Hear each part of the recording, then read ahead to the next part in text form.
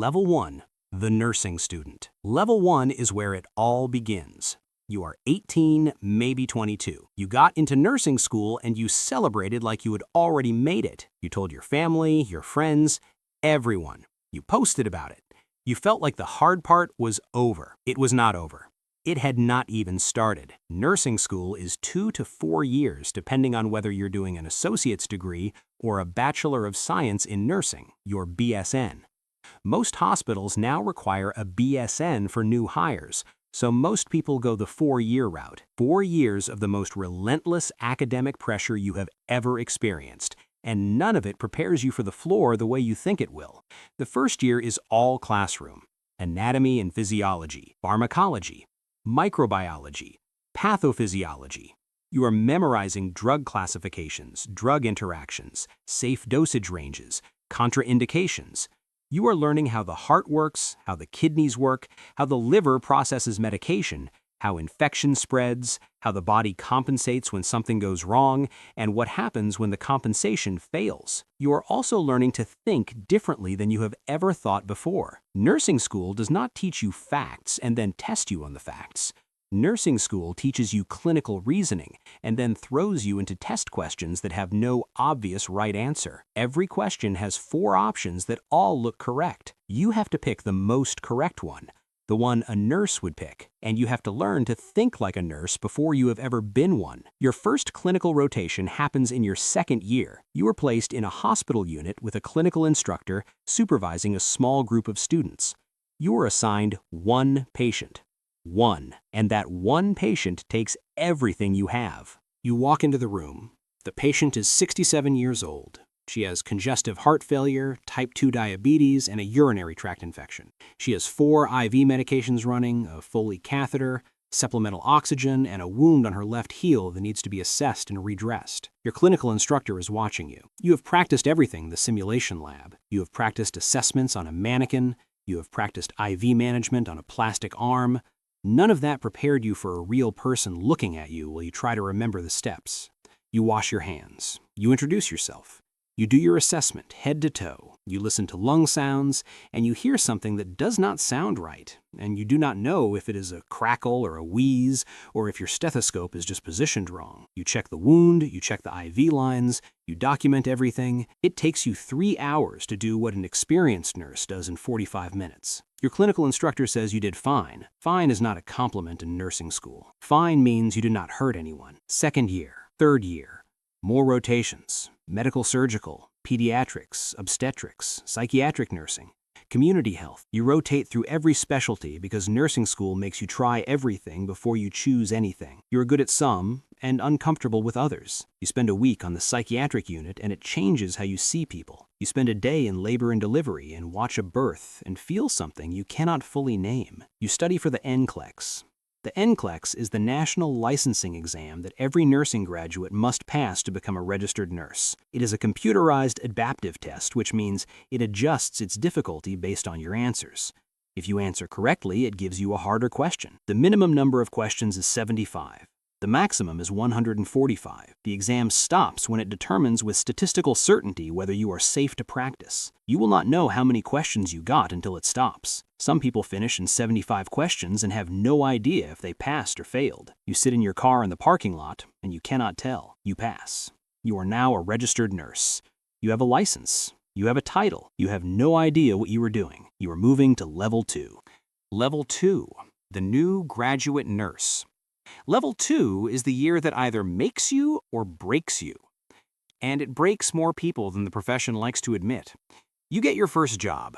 Most new graduate nurses start on a medical surgical floor, a med-surg unit, because med-surg is where hospitals put their most stable patients with the widest variety of conditions. It is considered the best training ground. It is also the most overwhelming environment you have ever walked into. Your orientation is 6 to 12 weeks depending on the hospital. You are paired with a preceptor, an experienced nurse who supervises your practice and gradually hands you more responsibility. In week 1, you watch. In week 2, you start doing. By week 6, you are expected to manage a full patient assignment on your own with your preceptor available for questions. A full patient assignment on a med-surg floor is 5 or 6 patients.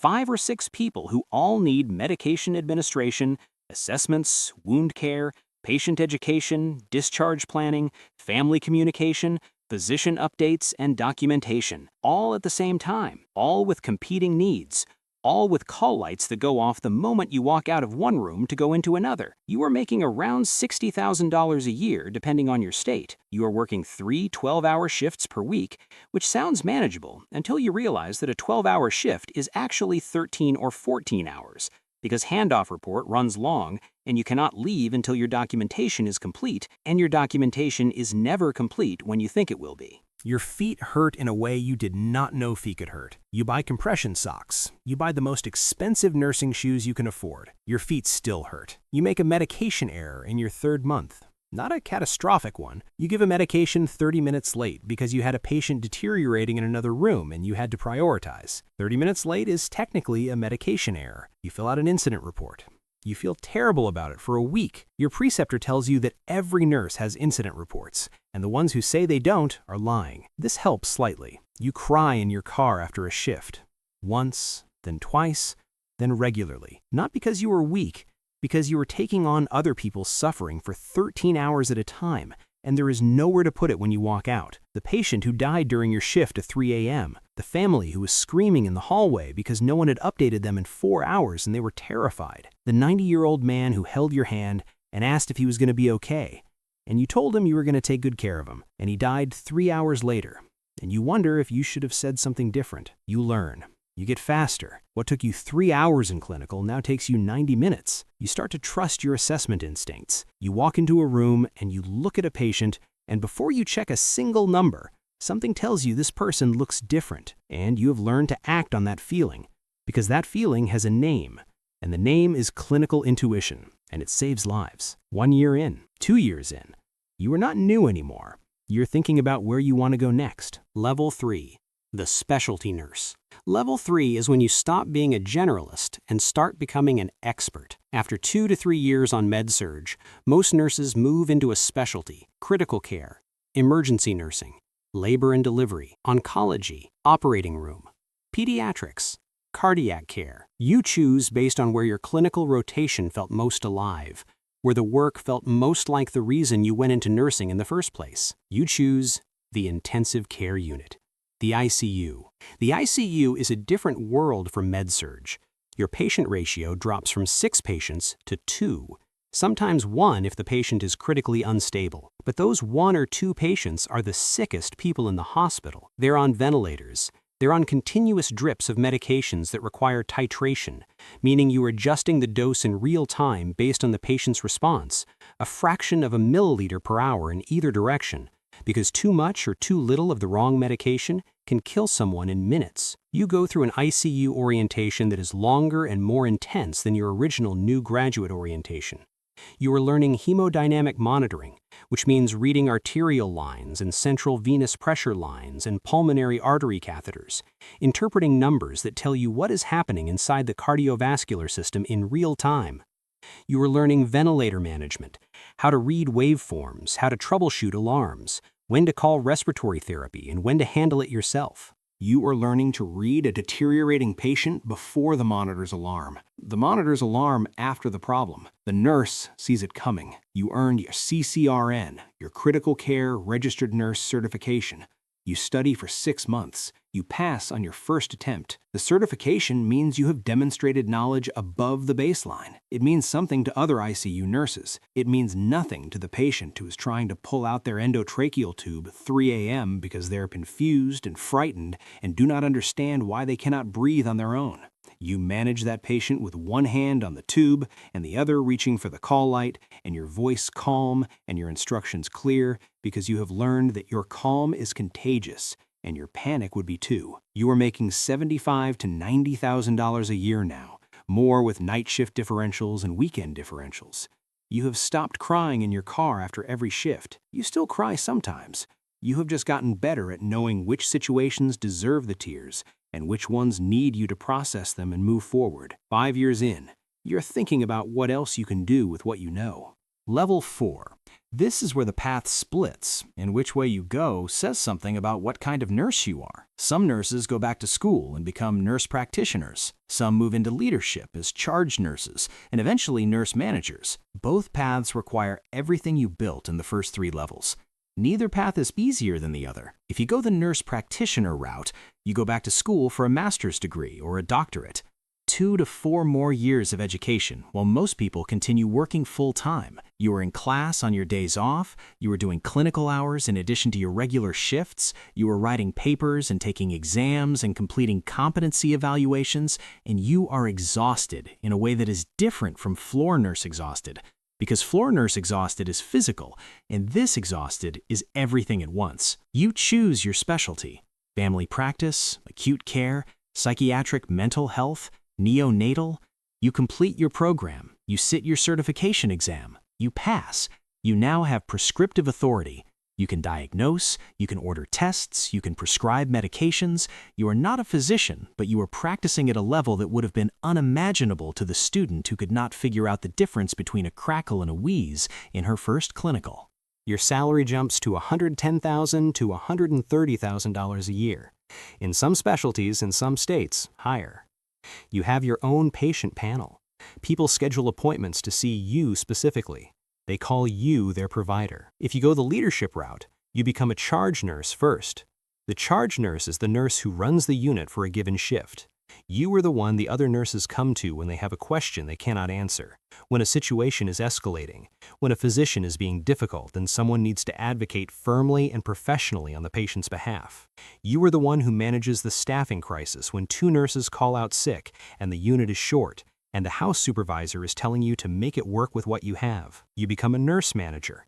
You have your own unit now. You are responsible for hiring, scheduling, performance management, quality metrics, patient satisfaction scores, staff education, regulatory compliance, and budget. You are in meetings more than you are on the floor. You miss the floor. You also know that the work you are doing in the meetings affects everyone on the floor, and you hold on to that. You are making $90,000 to $110,000 a year in management. Less in some hospital systems, more in others. Either way, you are not who you were at level 1. Not even close. Level 5. The Master Nurse. Level 5 is not a job title. You cannot apply for it. It finds you after enough years of showing up. You have been a nurse for 20 years, maybe 25. You have worked nights and days and weekends and holidays, and you have missed birthdays and family dinners, and you have clocked in on days when you were not sure you had anything left, and you found something anyway. You know things that cannot be taught in a classroom. You walk onto a unit, and you can feel whether it is a good day or a bad one before a single person says a word. You can tell from the sound of a patient's breathing across the room whether something is changing. You can read a family in the first 60 seconds of meeting them and know exactly how much information they can hold right now and how to give it to them. New nurses come to you with questions, not just clinical questions, the harder ones. How do you keep going after a patient dies? How do you tell a family something they are not ready to hear? How do you stay present in a job that constantly asks you to carry other people's worst moments? You answer these questions honestly because someone answered them honestly for you when you needed it, and it made all the difference. You have seen medicine change completely in 20 years. The technology, the protocols, the medications that exist now that did not exist when you started. Electronic health records, sepsis bundles, rapid response teams, simulation training. You adapted to all of it because nursing has never been about knowing everything. It has always been about knowing how to respond to what is in front of you right now with whatever you have available. You are making $90,000 to $120,000 a year. More if you have stayed in a high-demand specialty or a high-cost-of-living area. The money is not why you stayed. You know nurses who left for higher-paying careers and came back. You know nurses who swore they were done and are still here. This job does something to the people who are made for it. It does not let go. A 22-year-old nursing student is assigned to shadow you today. She is nervous and trying not to show it. She walks into a patient room behind you and watches you do an assessment. And you can see in her face the exact feeling you had in your first clinical. The overwhelm, the determination, the specific look of someone who is trying to memorize everything at once because they don't know yet which things matter most. After you leave the room, you tell her one thing. You tell her that the skill she needs more than any other skill is not clinical. It is the ability to make a frightened person feel less frightened. Everything else can be learned. That cannot be taught. It has to be practiced every single day until it becomes who you are. She nods. She writes it down. You remember writing it down too. You are level 5. And somewhere in this hospital right now, because of the nurses you trained and the standards you kept and the culture you built on every unit you ever worked, there are patients who are safer than they would have been. They will never know your name. That is exactly how it is supposed to work.